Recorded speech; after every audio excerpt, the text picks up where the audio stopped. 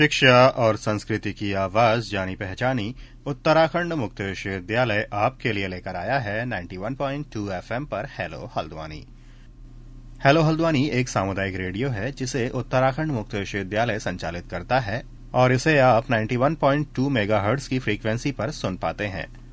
जहां एक तरफ इस रेडियो के जरिए हम समुदाय से जुड़े हुए, समाज से जुड़े हुए मुद्दे आप सभी के सामने अलग अलग कार्यक्रमों के माध्यम से लेकर आते रहते हैं, तो वहीं विश्वविद्यालय से जुड़े हुए विद्यार्थियों के हितों में भी हम कई कार्यक्रम इस रेडियो पर लेकर आते रहते हैं।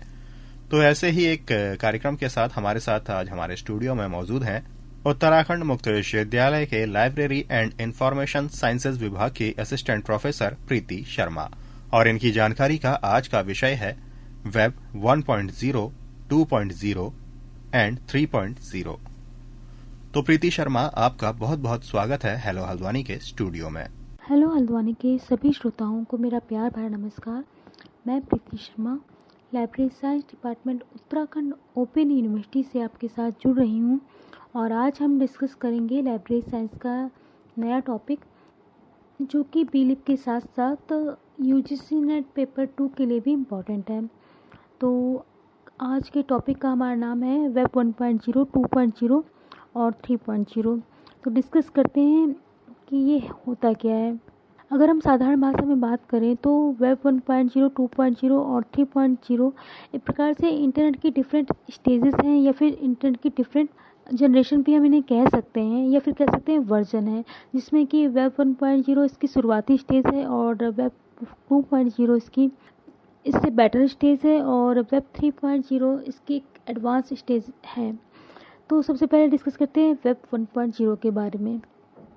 वेब 1.0 की शुरुआत 1989 में टिम बर्नर्स-ली द्वारा की गई और इसमें हम इसकी शुरुआती स्टेज में इसे हम वर्ल्ड वाइड वेब के नाम से भी जानते थे, या फिर हम इसे वेब 1.0 भी कह सकते थे।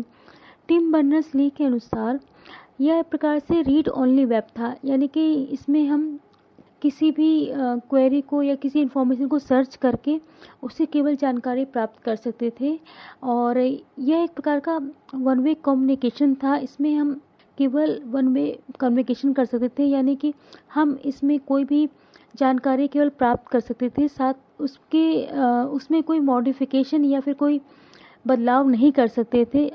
एग्जाम्पल के लिए हम बात करें कि सपोज इट हम किसी प्रोडक्ट को परचेज करना चाहते हैं अमेज़न से, तो उस समय ये सुविधा उपलब्ध नहीं थी कि हम चैटिंग के द्वारा उस प्रोडक्ट के बारे में और भी जानकारियाँ प्राप्त कर सकें। अगर हमें और भी जानकारी प्राप्त करनी होती थी तो हमें गूगल में फर्दर मतलब अगले जो भी हमारी क्वेश्चंस होते थे या फिर हमें कोई भी जानकारी प्राप्त करनी होती थी, वो जानकारी हमें दोबारा गूगल में सर्च करनी होती थी, तभी हमें उस प्रोडक्ट के बारे में या फिर उस हमारी जो भी हमारी क्वेरी होती थी उसके बारे में हमें जानकारी प्राप्त थी।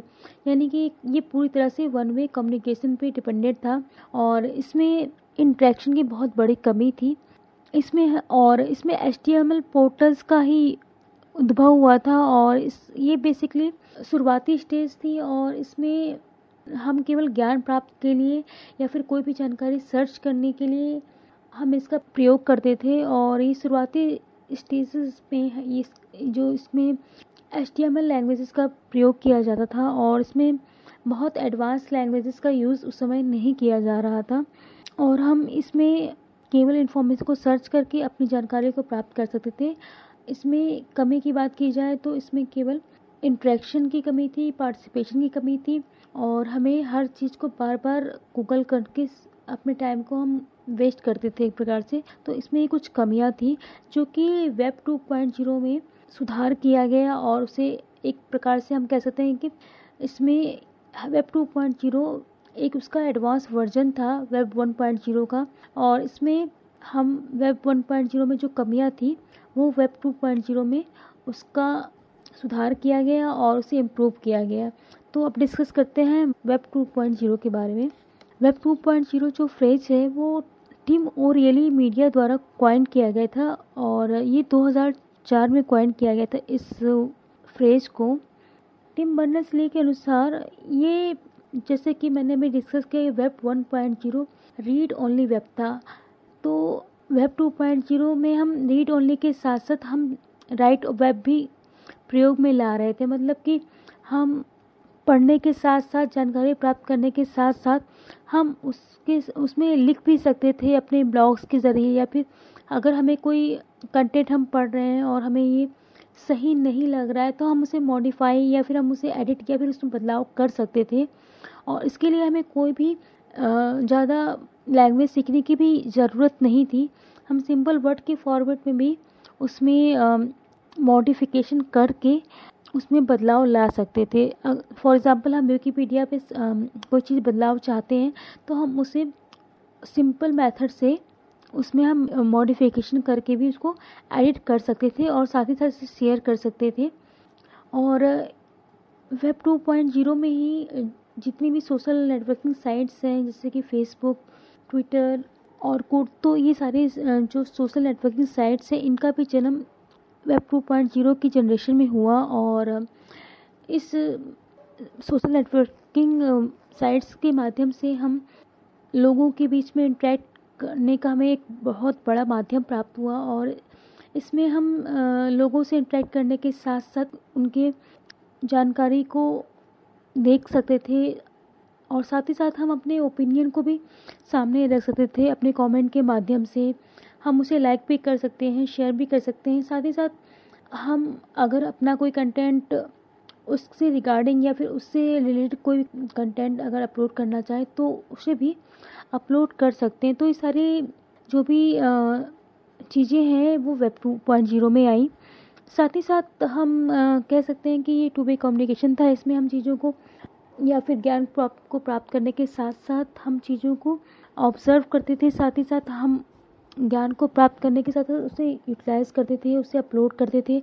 और जैसे कि बात करें अगर हम यूट्यूब की, तो हम यूट्यूब पे न केवल अपने ज्ञान को बढ़ा सकते हैं, साथ ही साथ हम अपने जानकारी को यूट्यूब के माध्यम से अपलोड करके लोगों तक फैला भी सकते हैं। तो ये सारी चीज़ें वेब 2.0 में ऐड हुई थी। और साथ ही साथ ब्लॉग्स के माध्यम से भी हम अपने ज्ञान को या फिर अपनी हॉबीज़ को, अपने इंटरेस्ट को एक व्यक्ति से दूसरे व्यक्ति या फिर एक से हज़ारों तक पहुंचा सकते हैं इट मीन्स। और इस वेब 2.0 में ही XML, RSS यानी कि रियली सिंपल सिंडिकेशन का भी उद्भव हुआ। और यह एक प्रकार का नोटिफिकेशन होता है, जैसे कि सपोज दैट हम यूट्यूब पे कोई वीडियो देखते हैं तो उसमें हम सब्सक्राइब कर लेते हैं किसी भी चैनल को, तो जब भी कोई वीडियो अपलोड होता है तो हमारे पास नोटिफिकेशन आते हैं। तो ये एक प्रकार का RSS फीड होता है। और ये भी टेक्नोलॉजी इसी वेब 2.0 जनरेशन में हमें प्राप्त हुई। एक प्रकार से हम कह सकते हैं ये एक सुटेबल और एप्रोप्रिएट जनरेशन थी 2.0। और इसमें हमने काफ़ी कुछ सीखा, काफ़ी कुछ सिखाया और साथ ही साथ ये पार्टिसिपेटिव वेब था और इसे हम कह सकते हैं कि पीपल सेंट्रिक भी था। तो ये वेब 2.0 के बारे में था। अब हम बात करते हैं वेब 3.0 के बारे में। तो बात अगर हम करें कि इसकी शुरुआत कहाँ से हुई, तो हम बात कर सकते हैं कि इसकी शुरुआत 2016 से हुई। और वेब 3.0 जो टर्म था वो न्यूयॉर्क टाइम के जॉन मार्क ऑफ ने दिया था। यह एक प्रकार से थर्ड जनरेशन ऑफ वेब के नाम से जाना जाता था और इसे सिमेंटिक वेब के नाम से भी हम मतलब कहीं कहीं यूज़ करते हैं, कहीं कहीं संबोधित करते हैं। और इसमें वेब 2.0 की चीज़ों के साथ साथ कुछ एडवांस चीज़ें ऐड हुई, जैसे कि इसमें कुछ न्यू टेक्नोलॉजी का यूज़ करके हम अपने सर्च को रिफ़ाइन कर सकते हैं और उन्हें यूनिक बना सकते हैं, अपने टाइम को सेव कर सकते हैं। और साथ ही साथ इसी जनरेशन में, इसी स्टेज में हमें आर्टिफिशियल इंटेलिजेंस की अनमोल भेंट प्राप्त हुई और जिससे कि हम चीज़ों को बहुत ही आसान तरीक़ों से डिफरेंट माध्यम से सर्च कर सकते हैं। चाहे तो वो एल्गोरिथम के माध्यम से भी हम चीज़ों को सर्च कर सकते हैं और अपने समय को बचा सकते हैं। न्यू टेक्नोलॉजी जैसे कि OWL या फिर ओंटोलॉजीज़ के माध्यम से हम RDF के माध्यम से भी अपने टाइम को बचाकर यूज़ कर सकते हैं। वेब 3.0 में ही 3D और विजुअलाइजेशन का जन्म हुआ। और बात करें अगर हम सिमेंटिक वेब की, तो हम सिमेंटिक वेब को सिंपल भाषा में कहें तो सिमेंटिक वेब एक प्रकार का सिंटैक्स होता है, जो कि एक प्रकार से हम कह सकते हैं कि कीवर्ड्स होते हैं जो कि हम किसी सर्च को इजी वे में गूगल को समझाने के लिए प्रयोग में लाते हैं। और इस प्रकार के कीवर्ड से हम अपनी सर्च को रिफाइन कर सकते हैं। और जो सर्च हम अगर सिंपल तरीके से सर्च करते हैं किसी भी चीज़ को, तो उसमें हमारे पास मिलियंस ऑफ रिजल्ट्स आते हैं। अगर हम उसकी जगह हम सिमेंटिक वेब के माध्यम से किसी सर्च को मतलब किसी भी क्वेरी को सर्च करते हैं, तो हमारा जो टाइम है वो बहुत ही ज़्यादा सेव होता है। और हमारे जो रिजल्ट्स आते हैं, मिलियन ऑफ रिजल्ट्स आते हैं, वो हमारे थाउजेंड्स और हंड्रेड ऑफ रिजल्ट्स में बदल जाएंगे। तो ये डिफरेंस होता है सिमेंटिक वेब और सिंपल सर्च में। और साथ ही साथ ये 3 वे कम्युनिकेशन था। इसमें हम टेक्स्ट को पढ़ सकते हैं, इसको लिख सकते हैं, साथ ही साथ उसे एग्जीक्यूट यानी कि इसको यूज़ भी कर सकते हैं अपनी डे टू डे लाइफ में। और ये जो हमारा वेब 3.0 है वो एडवांस जनरेशन ऑफ इंटरनेट है। और इसमें आर्टिफिशियल इंटेलिजेंस यानी कि जो हमारा इंटरनेट है वो हमारे टेक्स्ट को ऑलरेडी पहचानता है। सपोज इट अगर हम कोई रेसिपी सर्च करते हैं, तो आगे की जो सर्चेज होती हैं वो हमारे उसी सर्च से रिलेटेड ही होती हैं। यानी कि हमारा जो गूगल या फिर जो भी हमारा इंटरनेट है वो हमारे टेक्स्ट को पहचान के उसके अनुसार ही हमें हमारी जो क्वेरी होता है उसके अनुसार ही हमारे रिजल्ट्स को वो प्रोवाइड कराता है। तो ये एक प्रकार से हम कह सकते हैं एडवांस जनरेशन ऑफ इंटरनेट है। साथ ही साथ इसमें बहुत सारे न्यू टेक्नोलॉजीज़ का जन्म हुआ, जैसे कि गूगल मैप, रोबोटिक्स। आज हम देख सकते हैं कि रोबोटिक्स के माध्यम से ऑपरेशंस हो रहे हैं, तो ये भी एक वेब 3.0 की देन है। साथ ही साथ गूगल मैप के माध्यम से हम बहुत ही कम समय में घर बैठे विद इन अ सेकेंड अपने घर से अपने कॉलेज की दूरी को देख सकते हैं। ये भी देख सकते हैं कि कौन सा फास्टेस्ट रूट है या फिर कौन सा शॉर्टेस्ट रूट है, कौन सा कन्वींस वहाँ पे अवेलेबल है, टाइमिंग क्या है उसकी, और वहाँ पे कौन कौन से कन्वींस अवेलेबल हैं, क्या उनकी टाइमिंग है, सब कुछ हम गूगल मैप के माध्यम से देख सकते हैं। साथ ही साथ हम वर्चुअल मैप के माध्यम से पूरी अर्थ को वर्चुअल मोड में देख सकते हैं। तो ये सारी चीज़ें हैं जो कि वेब 3.0 की देन है। और हमारे जो कह सकते हैं कि इंटेलिजेंट वेब के हेल्प से हम अपने समय को भी बचा सकते हैं। फॉर एग्ज़ाम्पल अगर हम अपने किसी शेड्यूल को मैनेज करना चाहते हैं अपने टाइम के अनुसार, तो हमें किसी सेक्रेटरी या फिर किसी असिस्टेंट की ज़रूरत होती है। लेकिन आजकल वेब 3.0 के टाइम पीरियड में इसकी कोई ज़रूरत नहीं है। हम अपने गूगल असिस्टेंट के माध्यम से भी अपने टाइम शेड्यूल को मैनेज कर सकते हैं। और वो हमें रिमाइंडर के माध्यम से हमें हर चीज़ों को कब करना है वो बता सकता है। जैसे कि फॉर एग्ज़ाम्पल अगर हम जॉब में कोई मीटिंग ऑर्गेनाइज़ करते हैं, तो वो 1 घंटा या 2 घंटे पहले हमें रिमाइंड कराता है कि हाँ, हमारी इस टाइमिंग पे हमारी ये मीटिंग होने वाली है। तो ये सारी चीज़ें हमारी वेब 3.0 के टाइम पीरियड में आई। और इन वेब 3.0 के माध्यम से हम बहुत सारे टेक्नोलॉजीज़ को यूज़ कर रहे हैं और साथ साथ उसका फ़ायदा उठा रहे हैं और अपने टाइम को यूटिलाइज़ कर पा रहे हैं और अपने टाइम को अच्छी चीज़ों में यूज़ कर सकते हैं। और हम ये भी कह सकते हैं कि हम टाइम के साथ साथ अपने मनी को भी सेव कर रहे हैं और साथ ही साथ हम टेक्नोलॉजी का यूज़ करके अपने नॉलेज को इन्हेंस कर रहे हैं। तो ये सारी चीज़ें हैं जो कि वेब 3.0 में आई और ये सक्सेसफुल रहा। और प्रेजेंट इरा में जो चल रहा है वेब 3.0 ही है।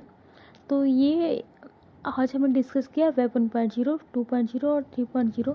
तो इससे हर कॉम्पिटिशन्स में, चाहे वो NVS या KVS या फिर नेट का हो, इससे क्वेश्चंस बनते ही हैं। और क्वेश्चंस जनरली इस तरह से बनते हैं कि पूछ लिया जाएगा कि आर्टिफिशियल इंटेलिजेंस किस जनरेशन में आया, वेब 1.0, 2.0 और 3.0। या फिर कभी कभी ये पूछ लिया जाता है कि वेब 2.0 किसने क्वाइंट किया था, या फिर इसकी जनरेशन की टाइम पीरियड क्या है। इस तरह के क्वेश्चन जनरली पुटअप होते हैं और यह एक टेक्नोलॉजी से रिलेटेड है और हमारे लाइब्रेरी साइंस से भी संबंधित है। तो ये बहुत ही इंपॉर्टेंट टॉपिक है जो कि हमने आज डिस्कस किया। तो आज होप अब हम डिस्कस करेंगे नेक्स्ट लेक्चर में इसी से रिलेटेड टॉपिक जो कि सिमेंटिक वेब होगा। तो मिलते हैं नेक्स्ट लेक्चर में, तब तक के लिए बहुत बहुत धन्यवाद।